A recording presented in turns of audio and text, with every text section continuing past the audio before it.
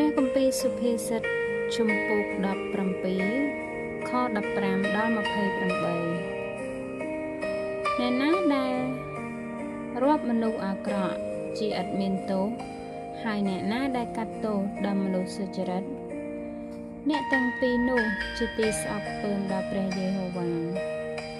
កាលដែលមនុស្សល្ងីល្ងើមានប្រាក់នៅដៃសម្រាប់នឹងរៀនយកប្រាជ្ញានោះតើមានប្រយោជន៍អ្វីបើឃើញថាវាគ្មានចិត្តចង់បានទេ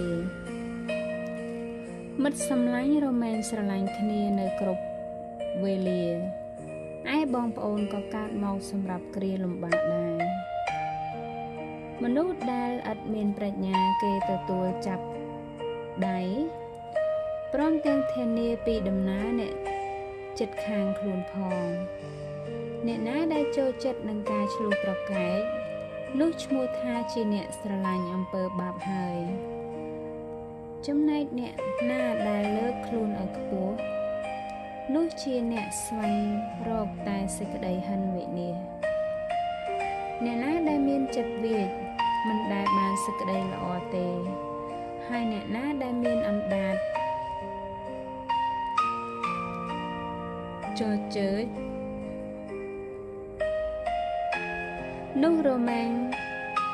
ធ្លាក់ទៅក្នុងសេចក្តីអន្តរាយអ្នកណាដែលបង្កើតបានកូនជាមនុស្សល្ងីល្ងើក៏កើតមានសេចក្តីទុក្ខព្រួយឪពុករបស់មនុស្សល្ងីល្ងើរមែងគ្មានសេចក្តីអំណរឡើយចិត្តដែលសប្បាយជាថ្នាំយ៉ាងពិសេសតែវិញ្ញាណបាក់បែករមែងឲ្យឆ្អឹងរៀងស្ងួតទៅ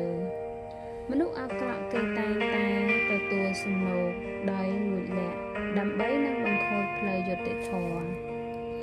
ឯប្រាជ្ញារមែងនៅចំពោះមុខមនុស្សដែលមានតម្រេះតែភ្នែកមនុស្សល្ងីល្ងើមើលទៅឯចុងផែនដីបំផុតវិញកូនល្ងីល្ងើជាហេតុឲ្យឪពុកកើតទុក្ខព្រួយហើយជាទីជូរល្វីងដល់ម្ដាយដែលបង្កើតវាមកការដែលធ្វើទោសដល់មនុស្សសុចរិតឬវាអ្នកត្រកូលខ្ពស់ដោយព្រោះសេចក្តីទៀងត្រង់របស់គេនោះមិនល្អទេអ្នកណាដែលមានតម្រេះរមែងសំចៃទុកនៅពាក្យសម្ដីហើយអ្នកណាដែលមានយោបល់នោះក៏តែងតែមានចិត្តត្រជាក់ដែរសូម្បីតែមនុស្សឆ្កួតបើវានៅមាត់ស្ងៀមនោះគេរាប់ថាជាអ្នកមានប្រាជ្ញាដែរឯអ្នកណាដែលបិទបបោមាត់ខ្លួនទុកនោះក៏រាប់ជាអ្នកឆ្លៀវឆ្លាតហើយ